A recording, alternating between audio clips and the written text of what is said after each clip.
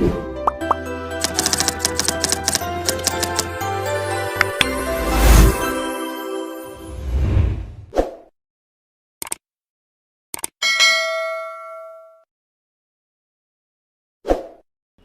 हिंद दोस्तों, कैसे हैं आप सभी। दिल्ली आईएएस एकेडमी के इस यूट्यूब प्लेटफॉर्म पर आप सभी का स्वागत है। और आज की कक्षा में, आज के सेशन में हम मेंस एग्जामिनेशन का जो टेस्ट सीरीज हम कंडक्ट करा रहे हैं उसका डिटेल एक्सप्लेनेशन हम आपके सामने लेकर के आए हैं। ठीक है, हम कोशिश कर रहे हैं कि आपको इस सेशन से कुछ गाइडलाइन या फिर कुछ गाइडेंस मिल सके, जिससे आपका जो राइटिंग स्किल है ना, वो सुधर सके। और जो लास्ट आपने टेस्ट दिया है, ठीक है, उसके आंसर भी हम यहाँ पे आपको प्रोवाइड करा रहे हैं। ठीक है, तो चलिए, तो लास्ट जो क्लास हुई थी हमारी, या लास्ट जो मेंस का एग्जाम हुआ था आपका टेस्ट का, वो हिंदी का था। तो हम हिंदी के बारे में यहाँ पे जो टेस्ट हुआ था वो देख लेते हैं। तो पहला क्वेश्चन क्या था कि शब्द और वर्ण में अंतर बताइए। तो शब्द और वर्ण में क्या फर्क है। देखिए, शब्द का मतलब क्या होता है कि दो अक्षर या दो वर्ण से मिले, जब दो शब्द या दो अक्षर, जब दो अक्षर आपस में मिलते हैं या दो वर्ण आपस में मिलते हैं, तब वो अपने आप में शब्द का निर्माण करते हैं। ठीक है, इसका पूरा जो डिटेल एक्सप्लेनेशन है आप यहाँ पे दे सकते हैं। इसके अलावा वर्ण क्या होते हैं, तो बोलते समय हमारे मुख से जो ध्वनियां निकलती है ना, वही उसी की क्या बोलते हैं, हम वर्ण कह सकते हैं। ठीक है, चलिए, ये आप इसको आपको पीडीएफ भी जब इसमें प्रोवाइड कराया जाएगा तो आप पूरा जो आंसर है आप इसमें इसको देख सकते हैं। ठीक, नेक्स्ट है, हिंदी लेखन में संगम का क्या महत्व है। संगम बेसिकली क्या है कि जब हम कुछ शब्द लिखते हैं या बोलते हैं तो उसके बीच में जो गैप होता है, जो थोड़ा सा समय हमको मिलता है, ठीक है, हर शब्द के बीच में, उसी को हम संगम कहते हैं, है ना। किसी शब्द के उच्चारण में जो विराम आता है उसे संगम कहते हैं। जैसे मत जाना, ठीक है, हम जैसे बोले मत जाना, तो ऐसा नहीं, मत जाना, तो वो मत और जाना के बीच में जो समय लगता है उसी को क्या बोलते हैं, संगम। ठीक, मतलब विराम। ठीक है, नेक्स्ट, निम्नलिखित शब्दों के दो दो पर्यायवाची शब्द लिखिए। ठीक है, तो ये पर्यायवाची तो आपको खुद से करने पड़ेंगे। जैसे अलंकार का है आभूषण, गहना, विभूषण इत्यादि। आयुष्मान, चिरंजीवी, दीर्घजीवी, शतायु, दीर्घायु इत्यादि। इठलाना और इंद्राणी। ठीक है, तो ये आप को खुद से तो प्रैक्टिस करनी पड़ेगी। आपके वोकैबुलरी अगर आप अच्छी है हिंदी की तो आपको कोई दिक्कत नहीं होगी, अदरवाइज जो है वो इसमें बड़ी दिक्कत होने वाली है। ठीक है, तो इसको थोड़ा सा ध्यान दीजिए। चलिए, नेक्स्ट है, निम्नलिखित शब्दों के विलोम शब्द लिखना है आपको। तो घात का होता है प्रतिघात, ठीक है, रुग्ण का स्वस्थ, उद्यमी का आलसी और क्षणिक का शाश्वत। शाश्वत का मतलब जो हमेशा हमेशा के लिए रहे। ठीक है, इसके बाद थर्ड है, उच्चारण और वर्तनी में क्या फर्क है, या उच्चारण और वर्तनी का क्या परिभाषा है। तो देख सकते हैं हम, उच्चारण का मतलब होता है मुख से अक्षरों को बोलना, उच्चारण कहलाता है। ठीक, सभी वर्णों के लिए मुख में उच्चारण स्थान होते हैं। अलग अलग जो उच्चारण जो शब्द होते हैं वो हमारे मुख से अलग अलग तरीके से निकलते हैं। ठीक है, और यदि वर्णों का उच्चारण शुद्ध ना किया जाए तो फिर क्या होता है, वो लिखने में भी अशुद्ध हो जाते हैं। ठीक है, तो हम उच्चारण अगर सही नहीं करते हैं तो वो लिखने में भी क्या हो जाते हैं, अशुद्ध ही हो जाते हैं। ठीक है, जैसे छोटा ई, बड़ा ई, ठीक है, वो की का का हो जाता है। तो ये सारी चीजें है ना। और वर्तनी क्या होते हैं, तो लिखने की जो रीति होती है, मतलब लिख क्या रहे हो, आपके मुंह से जो निकल रहा है शब्द, उसको एक आकार देना। ठीक, तो वो आकार क्या हो जाती है, वही क्या है, वर्तनी। ठीक, तो देख सकते हैं आप, लिखने की रीति को वर्तनी या अक्षरी कहते हैं, या अक्षर कहते हैं। ठीक है, इसे हिज्जे, मतलब इंग्लिश में स्पेलिंग भी कहलाता है। किसी भी भाषा की समस्त ध्वनियों को सही ढंग से उच्चारित करने के लिए ही वर्तनी की एक रूपता स्थिर की जाती है। ठीक है, बाकी चीजें आप इसमें देख सकते हैं। हालांकि इसमें एक्सप्लेन थोड़ा ज्यादा किया गया है। आपको अपने राइटिंग जो जगह आपको स्पेस मिलेगा उसके हिसाब से भी आपको लिखना पड़ेगा। ठीक है, इसको ध्यान रखिएगा। चलिए, नेक्स्ट है, समुच्चारित शब्द। समुच्चारित शब्द का मतलब होता है जो एक समान उच्चारण हो लेकिन उसके अर्थ अलग अलग हो। बस हल्का सा डिफरेंस होता है लेकिन आप उसके अर्थ अलग अलग होते हैं। जैसे कुल और कुल, जो ये छोटा कु वाला कुल आएगा उसका मतलब होता है वंश या सभी। सभी मतलब कुल, टोटल जमा वाला कुल। ठीक, और ये कुल मतलब किनारा।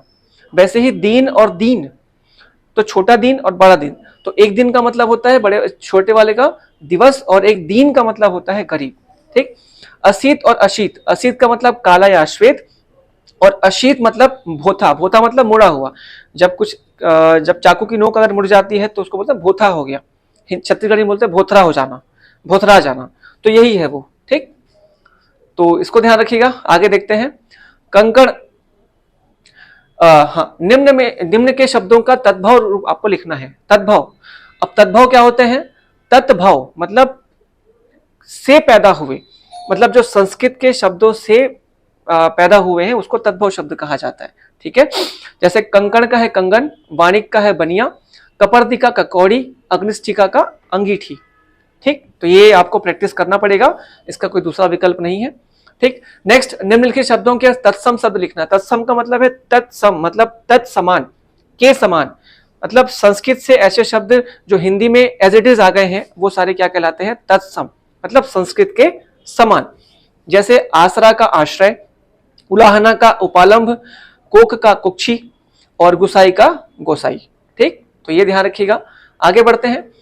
निम्न वाक्यांशों के लिए एक एक सार्थक शब्द लिखना है आपको। तो कारागार से संबंध रखने वाला कारागारिक, आदि से अंत तक अधोपांत या आदंत, कही हुई बात को बराबर कहना तो पिष्ट पेषण, गुरु के समीप रहने वाला विद्यार्थी अंत्यवासी। ठीक, और ये भी याद रखना, गुरु के समीप लेकर के लिया गया ज्ञान क्या होता है? उपनिषद कहलाता है। ठीक, ठीक है। नेक्स्ट, निम्नलिखित शब्दों के संधि विच्छेद कीजिए। तो यहाँ पे वाग्मय का संधि विच्छेद क्या होगा? वाग प्लस मय।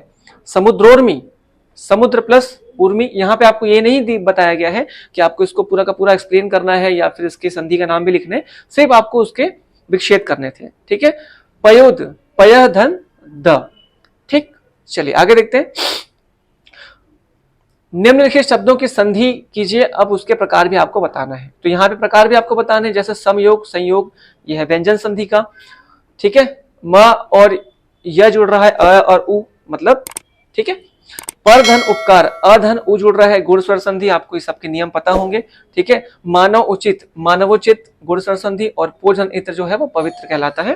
ठीक, पवित्र जो अयादि स्वर संधि का आप अगर ट्रिक देखें तो पवित्र, जैसे जो 3 शब्दों वाला ये होता है उसमें त्र वगैरह आपको मिलेगा। इसके अलावा है ना, इसका कोई जो पर्टिकुलर नियम से ना बने, अगर चारों संधियों के नियम से ना बने, ठीक है, तो ये आप इसको डाल सकते हैं। खैर, आगे देखते हैं। निम्नलिखित समासिक शब्दों का विग्रह कीजिए और उसका प्रकार बताइए। ठीक, तो गिरह कट, गिरह को काटने वाला। यथाक्रम मतलब क्रम के अनुसार। चंद्रमुख अर्थात चंद्रमा के समान जिसका मुख सुंदर हो। ठीक है, और अठन्नी 8 आनों का समाहार। ठीक है, द्विगु समास। ठीक है, नेक्स्ट, निम्नलिखित शब्दों में से उपसर्ग और मूल प्रत्यय, मूल शब्दों को आपको अलग करना है। तो अधोगति में क्या है? अध। ठीक है, उपसर्ग क्या होता है आपको पता ही होगा। उप मतलब जो शुरुआत में लग करके किसी शब्द का अर्थ चेंज कर दे। ठीक, अधोगति। अथाह, अथ धन आह। ठीक, 59 उन, और बदबू में जो बद शब्द है वो उसका उपसर्ग है। ठीक है, चलिए नेक्स्ट। उपसर्गों से 2-2 शब्द आपको बनाने हैं। तो सम से बहुत सारे शब्द बना सकते हो, संयोग, संयम, संभीर्ण। एक्चुअल में संकीर्ण है ये, संकीर्ण क्या है वो। ठीक है, हर दिन, हर जगह, हर बार, हर से बना सकते हैं। उन से 59, 19, 49 इत्यादि। ठीक, इसके अलावा अ से अथाह, अछूता, अटल। ठीक, बहुत सारे शब्द बन सकते हैं, आप प्रैक्टिस कीजिएगा इसका। नेक्स्ट आते हैं, उपसर्ग और प्रत्यय में अंतर स्पष्ट कीजिए। तो उपसर्ग और प्रत्यय में बेसिकली क्या फर्क है? जो शब्दों के सामने लग करके उसका अर्थ बदल दे वो उपसर्ग, और जो शब्दों के पीछे लग जाए वो होता है प्रत्यय। ठीक, बेसिकली वही है, आप इसमें पूरा डिटेल में इसके बारे में पढ़ सकते हैं। ठीक, नेक्स्ट, निम्नलिखित प्रत्ययों में से एक एक शब्द आपको बनाना है। जैसे इन से बनाना है तो मालिन, बाघिन, सुनारिन इत्यादि। उला से खटोला, बतोला वगैरह वगैरह। आयत से पंचायत, बहुतायत, लोकायत इत्यादि। और त्र से त्रयंबक, त्रयोदशी, त्रयी इत्यादि। ठीक, इसके अलावा जो पहला नेक्स्ट क्वेश्चन है, निम्नलिखित प्रश्नों में से आपको उसका उत्तर देना है। ये रैंडमली क्वेश्चन है ना, तो ये कहीं से भी आ सकते हैं। जैसे धीरज होने से दरिद्रता भी शोभा देती है, धुले हुए होने से जीर्ण वस्त्र भी अच्छे लगते हैं। ये प्रसिद्ध जो उक्ति है वो किस महान शख्स की है? तो ध्यान रखिएगा, ये चाणक्य महोदय ने ये शब्द कहा था। ठीक, नेक्स्ट, जैसा कंता घर रहे वैसे रहे परदेश। इस मुहावरे का आपको अर्थ बताना है। तो इस मुहावरे का अर्थ क्या है? निकम्मा आदमी, मतलब जो कोई काम ना करता हो। ठीक है, घर में हो या बाहर में कोई अंतर उसका नहीं है। ठीक है, निकम्मा आदमी। इसके बाद नेक्स्ट है, निम्नलिखित शब्दों में से आपको शुद्ध रूप छांटने हैं। तो ये जो वर्तनी संबंधित जो अशुद्धियां हैं आपको उसको देखना आना चाहिए। ठीक है, इसके भी आपको प्रैक्टिस की बहुत जरूरत होती है, तभी जाकर के सही बन पाते हैं। ठीक है। जैसे घनिष्ठ का घनिष्ठ, कारागृह का कारागृह, ग्रह नहीं आएगा, इसमें गृह आएगा। धकेलना का ध नहीं आएगा, उसमें ध आएगा, ठीक है।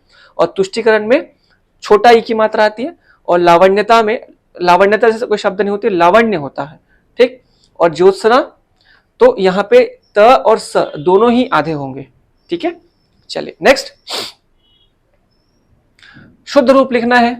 सविता ने जोर से हंस दिया, गलत है, सविता जोर से हंस दी। मैं रविवार के दिन तुम्हारे घर आऊंगा, तो दिन यहाँ पे है ना, रविवार के दिन भी लिखा गया है, तो दिन लिखने की जरूरत नहीं है, मैं रविवार को तुम्हारे घर आऊंगा। क्या यह संभव हो सकता है, तो क्या यह संभव है, यही लिखना काफी है, हो सकता है इसका गलत आंसर है, ठीक। इसके बाद नेक्स्ट है, निम्नलिखित मुहावरों का अर्थ लिखकर आपको वाक्यों में प्रयोग करना है। तीन तेरह करना, तीन तेरह का मतलब होता है किसी चीज को तितर बितर कर देना, मतलब फैला देना, बिखर देना। जैसे पुलिस को देखकर सभी चोर जो है वो तीन तेरह हो गए, मतलब बिखर गए, भाग गए, ठीक। फिर दरवाजे की मिट्टी खोद डालना, अर्थात बार बार तकाजा करना, ठीक, मतलब छोटी चीज के लिए बार बार इसको उलाहना देना। जैसे 100 रुपए के लिए श्याम ने राजू के दरवाजे की मिट्टी खोद डाली, अब 100 रुपए उसको दिया था बेचारे को, उसके लिए परेशान कर दिया उसको, ठीक। तो ये सारी चीजें। इसके बाद धोती ढीली होना, मतलब डर जाना, तो डर जाना, ठीक। तो मास्टर साहब के आते ही जो स्टूडेंट थे, विद्यार्थी थे, उनकी धोती ढीली हो गई, ठीक। ये आप ऐसा यूज कर सकते हैं। इसके अलावा अगर आपको जो भी अच्छा लगे, जो भी उस समय आपके दिमाग में है, वो सारा चीज आप यूज कर सकते हैं, ठीक। इसके बाद निम्नलिखित लोकोक्तियों के अर्थ आपको स्पष्ट करने हैं। जैसे ओस चाटने से प्यास नहीं बुझती, मतलब कंजूसी से काम नहीं चलेगा, ठीक। चोर पर मोर, अर्थात एक दूसरे से ज्यादा धूर्त है, मतलब चोर पर मोर मतलब एक व्यक्ति इतना धूर्त, लेकिन दूसरा जो है उससे ज्यादा धूर्त है, ठीक। इसके बाद जंगल में मोर नाचा किसने देखा, मतलब अगर आप अपने गुणों का प्रदर्शन कहीं गलत जगह पर करोगे तो उसका कोई मोल नहीं रहता, ठीक है। चलिए आगे देखते हैं।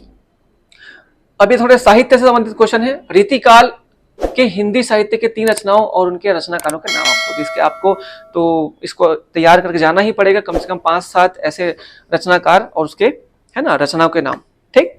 तो यहाँ पे जो आपको ऑप्शन दिया गया है वो एक चिंतामणि है, ठीक है। इनकी कविता का नाम है, रचनाओं का नाम है कवि कुल, कल्पत्रु, छंद विचार और काव्य विवेक, ठीक है। वैसे ही एक मतिराम है, सरराज या रसराज और वृत्त कौमुदी, इनकी रचनाएं, ठीक। यहाँ हालांकि आपको एक ही लिखना है, लेकिन आपके पास ऑप्शन और भी है। भिखारी दास एक प्रसिद्ध लेखक थे, उनकी रचना का नाम है काव्य निर्णय और श्रृंगार निर्णय, ठीक है, तो ध्यान रखिएगा। इसके बाद है निर्गुण भक्ति धारा के 3 प्रमुख कवि और उनकी रचना, कबीरदास, रैदास और सुंदरदास, ठीक है। इसको तो हमेशा याद रखिए, बहुत सिंपल है। निम्नलिखित रचनाएं छत्तीसगढ़ के किन रचनाकारों की है, तो यहाँ पे अब छत्तीसगढ़ के भी रचनाकारों के नाम आपसे पूछा गया है, तो ध्यान रखिएगा। तो मिमियाती जिंदगी, दहाड़ते परिवेश, लाला जगदलपुरी। फूल भरे अचरा, विद्याभूषण मिश्र जी का है। और बाल्टी भर के आंसू, ये रामेश्वर वैष्णव जी ने इसको लिखा था, ठीक। नेक्स्ट, छत्तीसगढ़ी भाषा में के निम्नलिखित साहित्यकारों के एक एक रचना का नाम लिखिए। तो यहाँ पे राजीव रंजन प्रसाद जी की रचना है आमचो बस्तर, बहुत फेमस है। और कोदूराम दलित जी की रचना है सियानी गोठ। और एक टिकेंद्र टिकरिया जी का नाम है, जिसका रचना का नाम है नाक में चूना, ठीक है। चलिए आ जाते हैं नेक्स्ट क्वेश्चन पर। निम्नलिखित गद्यांशों का सार लगभग 1/3 शब्दों में लिखिए और उसका उपयुक्त शीर्षक दीजिए। अब देखिए, जो गद्यांशों का सार होता है, आपको उसको उसके जो मूल शब्द है या मूल पॉइंट जो है उसके छांटने पड़ते हैं कि इसमें एक्चुअल में वो क्या बताने की कोशिश कर रहा है, और वो सार को निकाल करके उसको कम से कम 1/3 शब्दों में आपको लिखना पड़ता है, ठीक है। तो यहाँ पे आप उसका एक्सप्लेनेशन देख सकते हैं पूरा, ये आप जब पढ़ेंगे और इसको फिर आप जब लिखेंगे ये देख करके, तो भी आपको एक्सप्लेनेशन हो जाएगा, ठीक। चलिए आगे देखते हैं।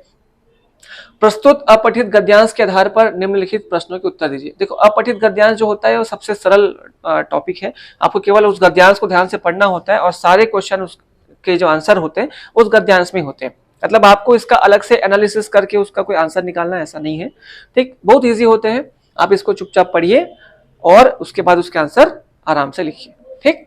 जैसे ये पूरे आंसर और क्वेश्चन इसमें लाइन से आपको दिए गए हैं, ठीक। आप इसको आराम से पढ़ करके हल कर सकते हैं, इसमें कोई इशू नहीं है, ठीक। नेक्स्ट देखते हैं, औपचारिक पत्रों के अंतर्गत किन किन पत्रों को शामिल किया जाता है, ठीक है। तो ये इतने सारे पत्र जो है वो औपचारिक पत्र होते हैं, जहां पे आपको बहुत सोच समझ के बातें लिखनी पड़ती है, ठीक है। जैसे प्रार्थना पत्र, संपादकों के नाम जो आप पत्र लिखते हैं वो, आदेश पत्र, बैंक से संबंधित पत्र, और ये सारे के सारे इतने सारे जो ऑप्शन है वो सारे औपचारिक पत्र में आते हैं। ठीक, यहाँ पे बताया गया है कि आपको किन किन पत्रों को शामिल किया था। तो 2 अंक के हैं तो एटलीस्ट आपको 4 तो यहाँ पे लिखने पड़ेंगे। ठीक है, चलिए नेक्स्ट, व्यावसायिक पत्र लेखन का प्रारूप दीजिए। मतलब जो बिजनेस रिलेटेड जो होते हैं आपके पत्र, उसके बारे में आपको लिखना है। तो ध्यान रखिए, बिजनेस रिलेटेड जो पत्र होते हैं वो किस प्रकार के होते हैं। ठीक है, जैसे आपको अगर किसी, यहाँ पे जो ऑप्शन दिया गया है आपको लिखने के लिए वो कुछ इस प्रकार है कि आपको किसी कंपनी से उनके फ्रेंचाइजी चाहिए, तो उसके बाबत यहाँ पे लिखा गया है। तो सबसे पहले आपका ये नाम होगा कि आप जिसको, मतलब जो आप है, जिस मतलब आपका जो खुद का एक फर्म होगा या फिर कोई कंपनी है, तो या फिर आप व्यापारी हैं तो आपका कोई ट्रेडमार्क होगा, पूरा पता एड्रेस वो यहाँ पर आएगा। उसके बाद फिर आपको जहाँ पे भेजना है या जिसको आप, जिससे मांगना चाह रहे हैं आप, जैसे फ्रेंचाइजी मांगना चाह रहे हैं, जैसे यहाँ पे इस पत्र में फ्रेंचाइजी मांगने की बात की जा रही है वीडियोकॉन कंपनी से, तो वहां पे उनके लिए उनका नाम यहाँ पे आ जाएगा। या फिर आप इसको यहाँ पे भी लिख सकते हैं, कोई इश्यू नहीं है, ये इस साइड भी लिख सकते हैं। और यहाँ पे फिर आपका दिनांक, ठीक है, और दिनांक सहित समय सारा चीज यहाँ पे लिखा होगा। ठीक, इसके बाद जो मूल है ना, मूल जो आपके क्या बोलना चाहिए, उसका प्रारूप है, जो आपको बात करनी है उनसे, वो सारा का सारा आप यहाँ पे लिखेंगे। जैसे हम आपके द्वारा दिए गए विज्ञापन के संदर्भ में वीडियोकॉन इलेक्ट्रॉनिक उत्पादों की एजेंसी लेने के लिए आवेदन कर रहे हैं। ठीक है, और बाकी सारी चीजें यहाँ पे लिखी हुई है। इसके बाद फिर एक धन्यवाद पत्र देते हुए यहाँ पर फिर आपका पूरा फिर से नाम और सारा चीज इसमें आ जाएगा, डेलिनेशन वगैरह। ठीक, तो ये होते हैं व्यापारिक पत्र, एक प्रकार के ये औपचारिक पत्र ही होते हैं। ठीक है, इसको भी ध्यान रखिएगा आप। चलिए, इसके बाद पूछा गया है प्रतिवेदन की परिभाषा और उसकी विशेषताएं बताइए। प्रतिवेदन, ठीक है, मतलब प्रतिवेदन कुछ ऐसी चीज होती है, अगर कोई घटना घटी या कुछ कार्यक्रम हुआ है ना, प्रतिवेदन, तो उस कार्यक्रम में जो मूल सार बिंदु है, आप उसको किसी को बता रहे हैं, किसी को दे रहे हैं, या फिर आप न्यूज़पेपर में भेज रहे हैं, तो ये होता है प्रतिवेदन है। जैसे इसमें लिखा हुआ है, भूत अथवा वर्तमान की विशेष घटना, प्रसंग या विषय के प्रमुख कार्यों के क्रमबद्ध और संक्षिप्त विवरण को प्रतिवेदन कहते हैं। ठीक है, दूसरे शब्दों में वह लिखित सामग्री जो किसी घटना, कार्य, योजना, समारोह आदि के बारे में प्रत्यक्ष देखकर या छानबीन करके तैयार की गई हो, प्रतिवेदन या रिपोर्ट कहलाता है। ठीक है, यह अति संक्षिप्त होता है, ध्यान रखिएगा, बहुत संक्षिप्त में होता है, किंतु सार गर्भित होता है। मतलब इसका जो लेंथ होगा बहुत छोटा होगा, और जितना छोटा होगा उतना बढ़िया होता है, लेकिन उसमें सारी इंपॉर्टेंट चीजें शामिल होनी चाहिए। ठीक है, जिसे पढ़कर या सुनकर उस घटना या अन्य कार्रवाई के बारे में वस्तुपरक जानकारी आप किसी को दे सकते हैं, तो ये होता है। ठीक, इसके अलावा इसमें और क्या क्या बातें होती है, प्रतिवेदन में किसी घटना, प्रसंग की मुख्य बातें होती है। प्रतिवेदन में बातें एक क्रम में लिखी जाती है, सारी बातें सिलसिलेवार होती है। सिलसिलेवार का मतलब जो पहले हुआ है आप उसको पहले बताइए, फिर जो बाद में हुआ उसको बाद में। ऐसा ना हो कि आप जो आखिरी में हुआ उसको पहले बता दिए, ऐसा नहीं। ठीक, प्रतिवेदन संक्षिप्त में लिखा जाता है, बातें विस्तार में नहीं, है ना, मतलब बहुत ज्यादा विस्तार में नहीं होता वो। प्रतिवेदन ऐसा हो जिसके सारी बातें सरल स्पष्ट हो। ठीक, प्रतिवेदन सच्ची बातों का विवरण होता है, यहाँ पे अपने मन गढ़ंत चीजें आप नहीं डाल सकते कि आपने जो अच्छा लगा वो डाल दिया, ऐसा नहीं, जो हुआ है एक्चुअल में आप वही डालो, है ना। और प्रतिवेदन की भाषा साहित्यिक नहीं होती, यह सरल और रोचक होती है, तो यहाँ पे साहित्यिक भाषाओं का भी उपयोग करने की जरूरत नहीं होती। ठीक, तो ये प्रतिवेदन के बारे में था, ध्यान रखिएगा। इसका हालांकि पूरा आपको नहीं लिखना है, ठीक है, जितना आपके सवाल में पूछे जाएंगे क्वेश्चन के हिसाब से आप उतना ही जवाब दीजिए। ठीक, चलिए नेक्स्ट, महाविद्यालय में रक्तदान शिविर के आयोजन के संबंध में प्रतिवेदन प्रस्तुत कीजिए। अब उस रक्तदान शिविर का जब आयोजन हुआ होगा तो वो शुरू से लेकर के सारा घटना, रक्तदान वाले आए होंगे, कितने लोग रक्तदान किए, कौन से ब्लड ग्रुप वाले ज्यादा थे, कौन से कम थे, कितने उम्र के लोग आए थे, ये सारी चीजें जो सार्वधार्मिक थी आपको इसमें समेटना पड़ेगा। उस पर मुख्य अतिथि कौन रहे थे, किस हॉस्पिटल से आप जुड़े हुए थे, सारी चीजें जो है आप यहाँ पे लिखोगे। ठीक है, ये आपको एक एज अ आंसर दिया गया है, आप उसको देख सकते हैं। ठीक, चलिए आज का लास्ट क्वेश्चन देख लेते हैं। निम्नलिखित का हिंदी में अनुवाद आपको करना है। ठीक है, तो हिंदी अनुवाद तो मेरे ख्याल से उतना कुछ समझाने की चीज है नहीं, आपको इसको प्रैक्टिस करनी पड़ेगी। थोड़ा सा इंग्लिश में आपको पकड़ होनी चाहिए, कुछ शब्द और कुछ ग्रामेटिकल मिस्टेक ना हो, बस इसका ध्यान रखिएगा। बाकी चीजें तो बड़ी आसान होती है। ठीक है, उतने कोई इंपॉर्टेंट क्वेश्चन, मतलब कठिन क्वेश्चन आपको नहीं देखने मिलते। ठीक, इसके बाद आपको वाक्यों को इंग्लिश में आपको उसका ट्रांसलेशन करना है। तो जैसे उपकार करते समय बदले की भावना नहीं रखनी चाहिए, इसका इंग्लिश में ट्रांसलेशन होगा, there should not be a feeling of revenge while doing favours, किसी का आप भला करना चाह रहे हो तो उसके लिए आपको उम्मीद नहीं रखनी चाहिए। ठीक, नेक्स्ट, जननी और जन्मभूमि स्वर्ग से बढ़कर होती है। The mother and the motherland are greater than heaven. उसके बाद दूसरों को उपदेश देने में सब चतुर होते हैं, मतलब everyone is clever in preaching to other. ठीक, और लास्ट है, सॉरी सेकंड लास्ट, बुरे काम का बुरा फल होता है। तो bad deeds gate bad result, मतलब आप जो काम बुरा करोगे आपको बुरा ही फल उसका मिलता है। फिर संकट के समय ही मित्र और शत्रु की पहचान होती है, means friend and enemies are identified only at the time of crisis, मतलब जब आप संकट में होते हैं तभी आपको मित्र और शत्रु की पहचान होती है। ठीक, तो ये पूरा का पूरा एक्सप्लेनेशन था। आपको पीडीएफ भी इसका मिल चुका होगा, तो उसमें अभी आप डिटेल एनालिसिस कर सकते हैं। अगर आपको कोई और परेशानी है तो आप सीधे क्लास में आकर के हमारे यहाँ उसका कंसल्ट कर सकते हैं। ठीक है, तो चलिए फिर नेक्स्ट वीडियो में मिलते हैं दूसरे टॉपिक के साथ या दूसरे एक्सप्लेनेशन के साथ। धन्यवाद।